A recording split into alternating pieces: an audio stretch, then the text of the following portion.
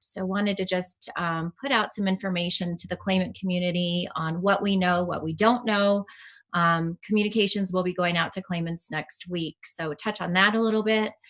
This morning we'll touch on state extended benefits, and then we'll hear from Ryan Gedney. I'm Cher Hovand, Deputy Executive Director and Chief Communications Officer for the department. And with me today, I have again Ryan Gedney, Senior Economist for the Department of Labor and Employment, and a number of our unemployment insurance senior branch managers here to answer your questions.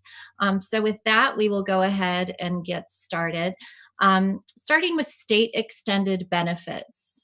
We reported this a couple of weeks ago that state extended benefits were nearing an end. In fact, we triggered off of this program on November 28th.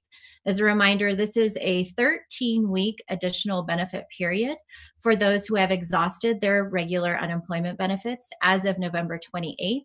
We had just over 16,000 individuals receiving an SEB payment.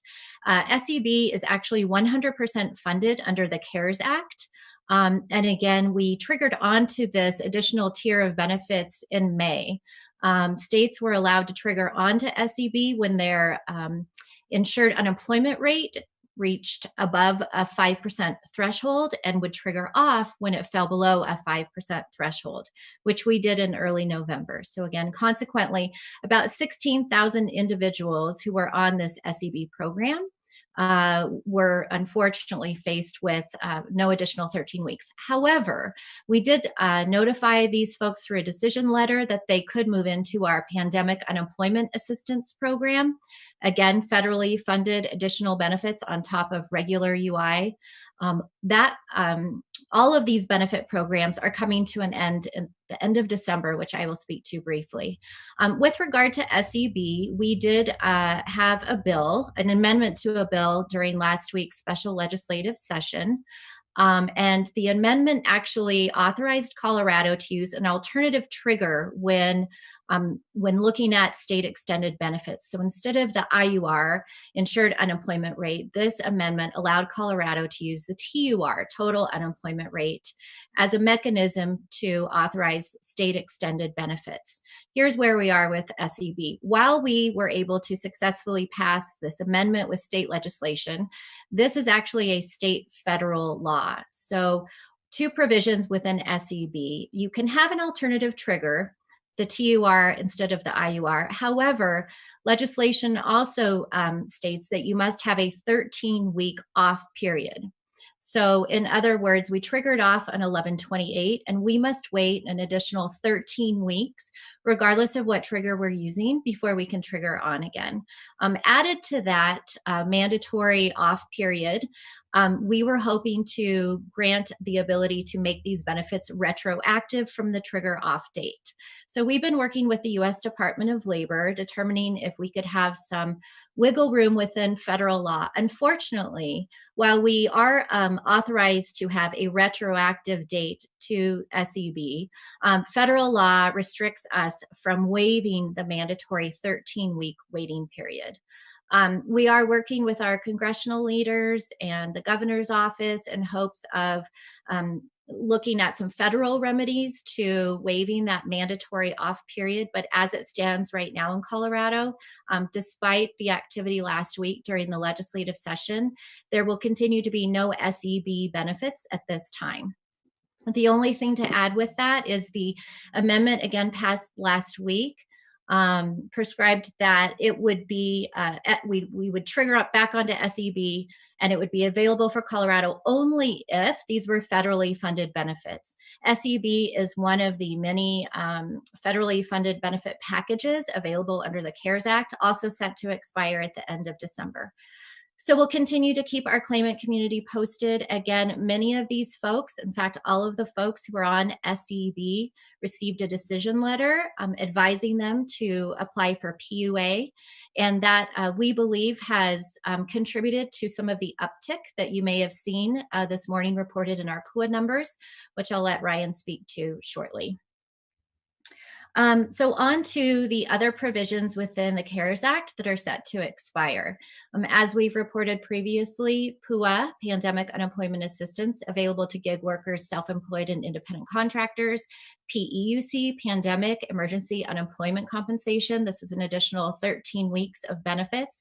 And as I just mentioned, SEB with a number of other benefit provisions, including work share, all are set to expire under the CARES Act by the end of the year, with the last payable week in Colorado being 12/26. So as you can imagine, this will be a hard stop for many folks who've come to rely on these benefits during 2020. There are a number of congressional packages being discussed right now. Two of them seem to extend these federal programs into 2021. It doesn't look like they are allowing for additional weeks, but just rather an extension of these benefit programs. There's also a package being contemplated that would add an additional $300 a week to everyone receiving a benefit. This seems to be similar to the FPUC benefit that expired earlier this year. This is Federal Pandemic Unemployment Compensation. That provided an additional $600 a week on top of every claimant's benefit amount. That is about all that we know as of today. Two things to just note. It doesn't matter when Congress passes these relief packages. Please keep in mind that there are several things that need to happen at the state level for every state. We need to await federal guidance from the U.S. Department of Labor. That guidance tells us how we need to reprogram our systems, who is eligible, who is not eligible, and really is the framework for these packages going forward. So it does sound like there's hopes of a congressional action between now and the end of the year. However, there are some things that the department needs to enact in order to begin paying these benefits. So certainly that's the guidance from the feds will determine our reprogramming. Our reprogramming estimates will determine when in fact we are able to again resume these programs. And again, all dependent on when a retroactive date may be. We're hearing December 1, again, for at least one of these packages. So we'll keep you posted. We'll keep the claimant community posted. The recommendation right now for claimants within the PUA program and these federally funded programs is that we will let them know as soon as we get additional guidance from congressional action and the U.S. Department of Labor. Right now, PUA claimants and other claimants within those extended benefit programs should not continue to request payment. In fact, the system will not allow them to request payment after the programs expire. So that was a lot. I'm going to pause quickly, see if either my colleagues have anything to add or you have any questions.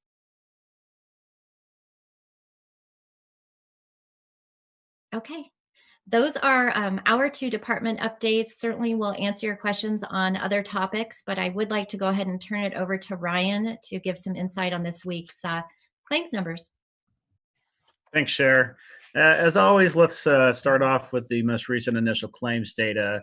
That will be through the week ending December 5th. The department processed 19,024 regular UI initial claims for the week of the 5th. Regular claims have increased substantially over the past month, as around 7,500 regular UI initial claims were registered the week ending November 7th. The recent increase in regular initial claims coincides with the time period after 15 primarily urban Colorado counties shifted to the COVID red dial in mid-November, and that spurred additional business capacity restrictions primarily for bars, restaurants, and gyms. While industry claims data are lagged by a few weeks, the primary driver of that increase is from restaurants.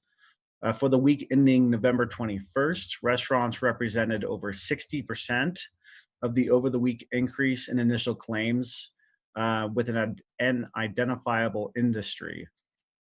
Industries that contain bars and gyms contributed an additional 8% of that over-the-week increase. The majority of these initial claims stem from individuals reopening claims rather than filing for the first time.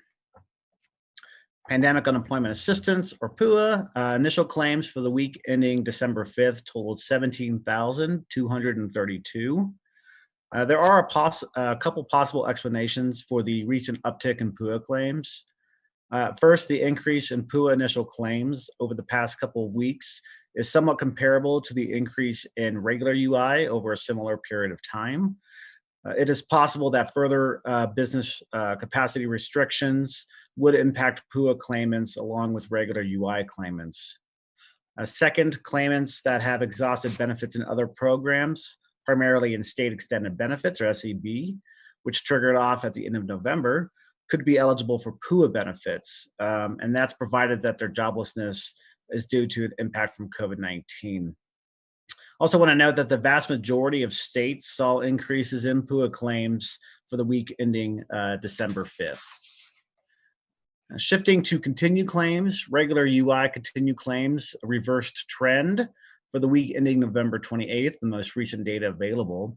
Those claims grew to nearly 91,000 compared to 79,000 the week prior. The recent growth in initial claims explains the increase in continued claims.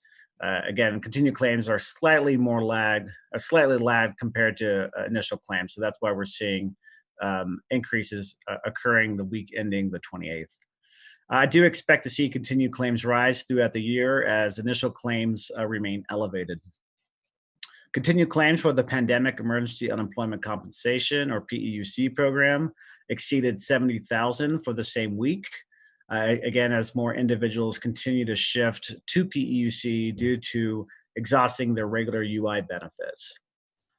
Total continued claims for the week of the 28th, when also factoring in activity from the PUA and SEB programs, exceeded 240,000.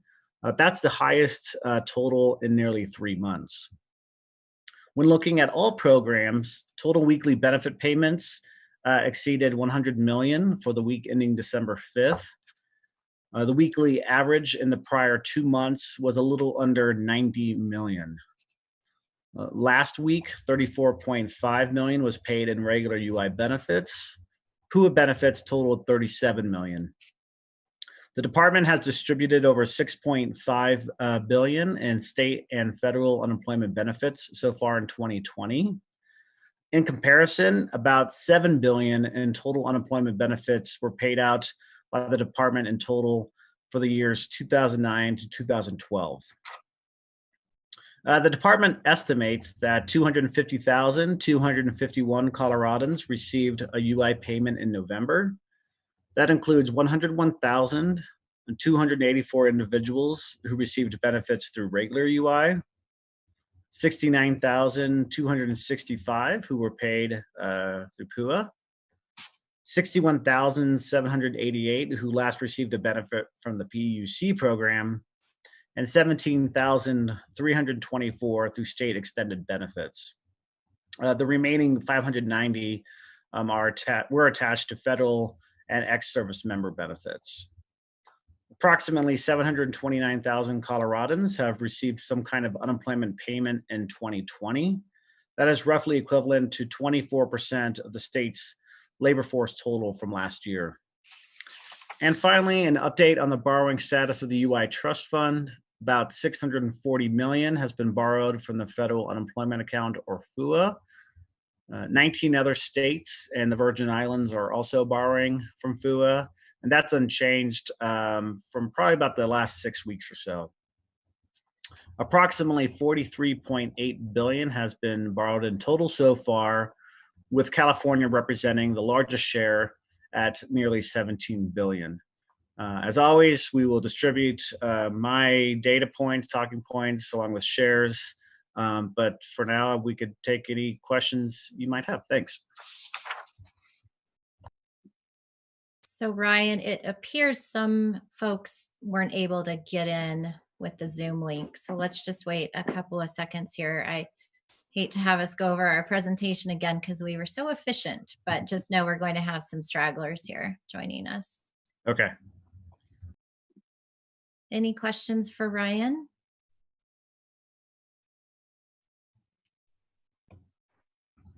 Is the chat function working? Let's just give it. I know Denver Post just joined us. I think Ed C. Liver was trying to join, as was Charles Ashby. So I apologize. I do see we have Joe and Ed.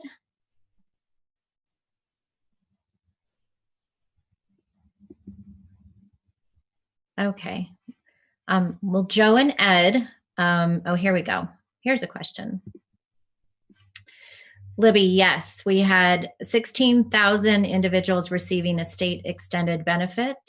Again, that program ended on November 28th, and we sent those folks decision letters notifying them to apply for PUA.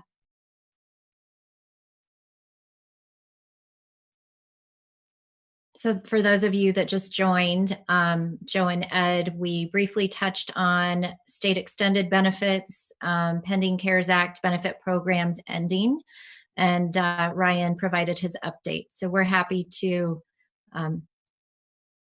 have Ryan answer your questions. Go ahead, Ryan. Yeah, so Joe, the 24% stat, that's basically, we're taking the approximate number of Coloradans who received UI benefit this year, which is around 729,000. And then we're simply just dividing that by the 2019 labor force total, which was around 3.1 million.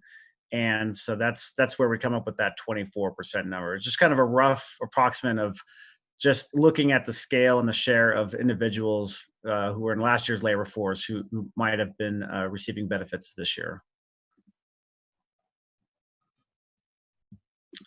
So Ed, how great is the leap in initial unemployment benefits from last week?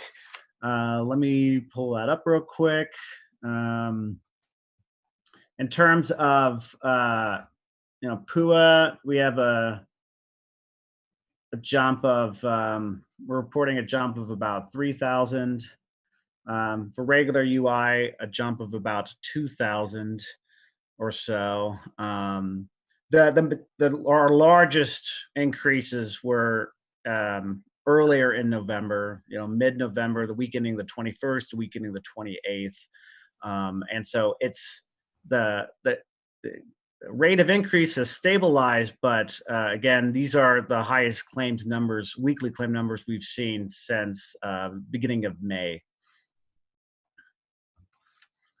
And yeah, sorry, Joe. Yes, so Joe, the 24% stat, that is including every single program that we pay out benefits to. So if you look at the PDF that we provide within the press release, if you go to those last 2 pages, what we have is a chart that goes back to 2009, and then provided a kind of a table, I suppose, of breaking out each program for the month of November, how many people were individuals received a UI payment.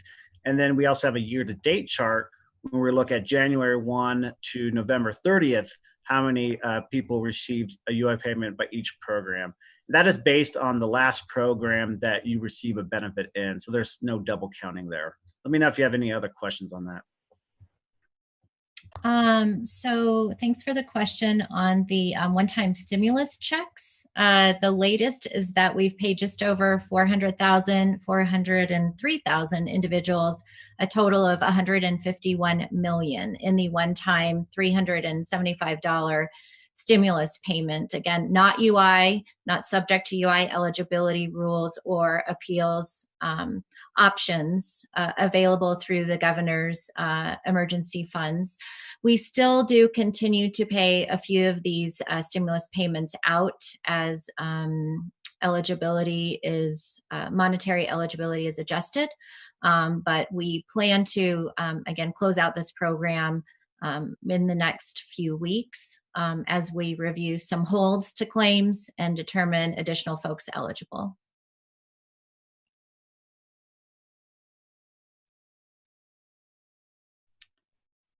So Chelsea is asking about callbacks, people checking on benefit status, no available callback appointments. Are we experiencing system issues? Thanks, Chelsea. No, we are not experiencing system issues, number one. Just to remind folks, we utilize a virtual agent technology for claimants to gain access to a callback on their claim. Keeping in mind that benefit status is something that an individual can actually get by phone or online through the virtual agent. After they authenticate through their claimant ID and PIN information, they can actually get payment status, benefit amount, a variety of claim-specific information without speaking to an agent. That said, we recognize that some people do have questions they feel more comfortable asking an agent or have holds on their claims. And so we, as we've reported previously, open up new slots for callbacks every week. In fact, just yesterday, we opened up 600 new slots. So these are for the week of 12/28. And so our advice to folks is continue to check the system for callback availability. Again, right now we are scheduling through 12/28, and soon we'll be scheduling appointments into after the 28th, so the first week of January as well. Callback options fluctuate based on staffing availability. As we add staff, as we have more agile staffing models, we are able to take folks who are waiting for a callback from the back of the line, if you will, and move them into earlier callback slots. A couple of weeks ago, we also launched a text reminder function so that individuals would get a day before or a week before text reminder asking if they still were in need of a callback, and if not, they could actually cancel their callback request via text. This has greatly contributed to our ability to take folks who are waiting for a callback and move them into those canceled slots. So right now, our guidance is to check the virtual agent frequently as we continue to add slots constantly, hundreds, in fact, throughout the week. Again, taking folks who are waiting for a callback and moving them up to earlier slots. There is a very robust self-service option online, again, through the virtual agent, including payment status and benefit amount. And we'll continue to add staff into the new year. We actually also will be adding staff to our call center. We'll also be adding staff to our PUA call center as we continue to get calls in from folks on PUA who are nearing the expiration of those benefits.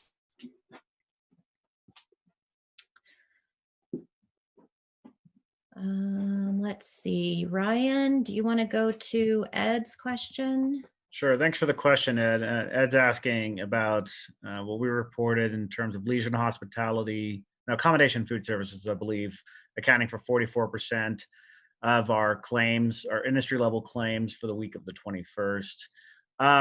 It is rare to see that. Really, the only other time we've seen that was at the beginning of the pandemic, I believe for the week ending March 21st. Leisure and hospitality, accommodation food services were obviously very hard hit by shutdown orders, closures, et cetera. And so this is a kind of not necessarily a reiteration of it, but that this is the only other time, at least this year, that we've seen that large of share. Yeah, typically in December, construction will be the largest share of claims, but this year those dynamics, those trends are certainly shifting. So as I mentioned in the call earlier, restaurants did account for 60% of that over the week change for the week of the 21st, and gyms and bars accounted for another 8%. And let me know, Ed, if you need additional follow-up to that. Charles, for your question about, wasn't it only 20% a week ago? I don't remember what we put. I think it was something along those lines. Again, when we're talking about, it's about 20% was accommodation and food services of all claims. Now that was for the week ending the 14th. If you recall, the shift of those 15 counties to the red dial occurred on the 20th of November, or it was active the 20th of November. And so that's why we're really seeing that massive jump for the week ending the 21st, as we're capturing that shift. Roughly speaking, of those 15 counties, those 15 counties represent approximately 2/3 of all restaurant and bar employment in the state. And so the claims are also going to be driven by those counties and those industries within those, and the claims within those industries. I am going to see if any of my colleagues know the answer to Tamara's question. If not, Tamara, we'll have to get back with you on that. Yeah, I would have to say, sure, we'll probably have to get back with a little data, but Tamara, a couple things to remember here. On the PUA side, in the PUA system, individuals there were able to initially backdate unemployment claims to be effective February 2nd. So that provided 39 weeks. So individuals who filed claims effective that date and were unemployed for 30 weeks, they've exhausted well prior to this. Last week, individuals who filed a claim in that system effective March 8th and had been unemployed for that entire period would have exhausted all benefits on PUA as of the last week ending. This week, individuals who filed claims effective March 15th who have been unemployed that entire period will exhaust claims. Likewise, on the state benefits side, for those purposes, claims starting during the pandemic were considered to be those effective March 15th. So individuals who have been eligible for 26 weeks of regular state benefits and the 13 weeks of PEUC will be exhausting all of those benefits at the conclusion of this week ending, at which point, again, if they are unemployed as a result of having been off due to COVID-19, they would be directed to file on the PUA system for some additional weeks there. The additional weeks available on the PUA system to those individuals will differ. It will not be a full 39 weeks, number one, because PUA is ending at the end of the year on December 26th. But even if somehow that were extended under the current rules, that 39 would be reduced by the 26 weeks that they received in state benefits. I hope that answers most of the question, Tamara. I didn't even go into SEB because SEB has exhausted as of the end of November. We'll try and get you some data as well. And we'll try and send that out after the call with our follow-up advisory.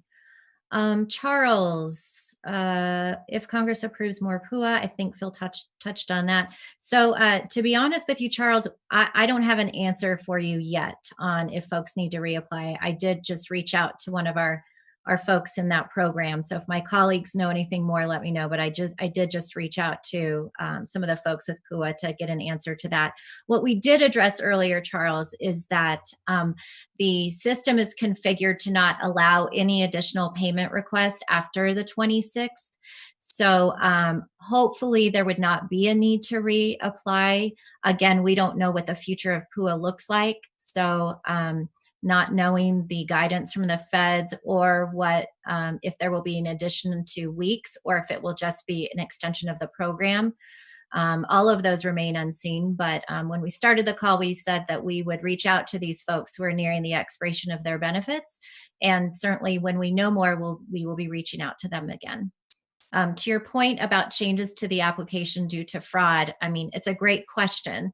As we've reported, since the beginning of this program, unfortunately, it does not have the checks and balances that a traditional UI program does have with wage verification. So certainly, I think our congressional leaders are aware of the degree of fraud within the program. Whether or not that would translate into changes to the program remains to be seen. Let's see, anything else? And so for our folks who did join late, we apologize about the technical difficulties. As always, we will have Ryan's talking points, our talking points, and a recording of the Zoom very quickly after today's call. Sure. Just to add to what I was talking about for industry breakouts and Ed's question. Yeah, for the week ending March 21st, which is really that first week, we really see the impact. Accommodation and food services represented a little over 50% of all initial claims. So again, that's just for comparison's sake, Ed. Thanks. I did want to touch on, as we kind of close out, just a few process improvement efforts that we've implemented in the last couple of weeks since our last press call.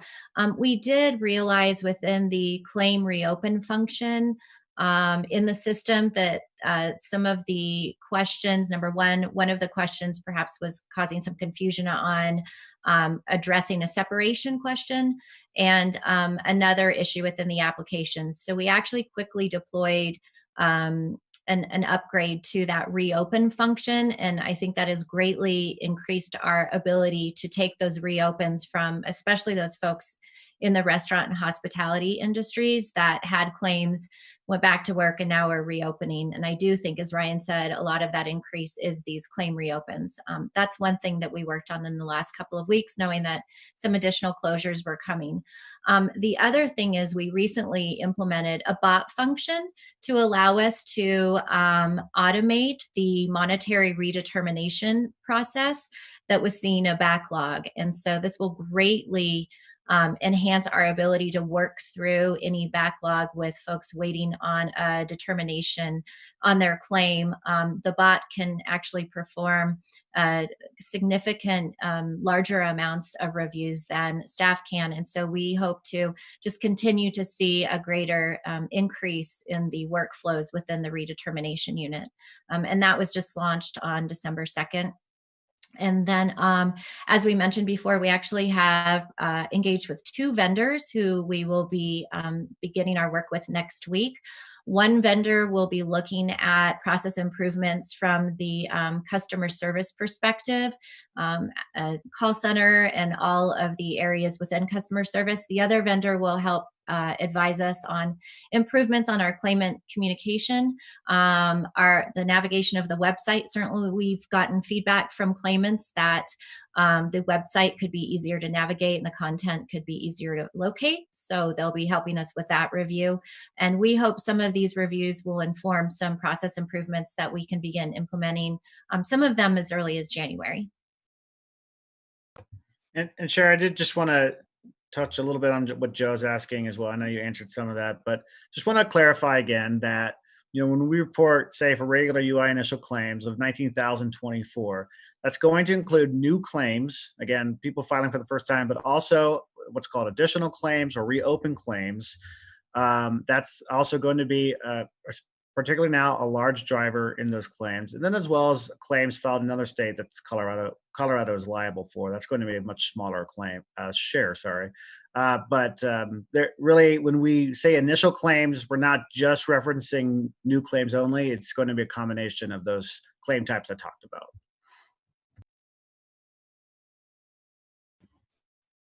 Other questions?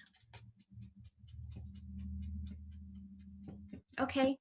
Well, again, we will be sharing out the recording of the call, our talking points for today. Also, just a housekeeping note, next Friday, the 18th, we will release at 8 o'clock November employment situation with a corresponding press call at 10 a.m. And that likely will be it for press calls for 2020. However, certainly if we get any updates on congressional action with regard to the future of PUA and the other programs, we will likely have a press call and send out a press release, certainly always keeping our claimant community up to date and informed on what's happening with the future of those programs. So with that, we will go ahead and bring the call to a close. Thanks for joining us. We'll see you next week. Thanks so much. Bye-bye.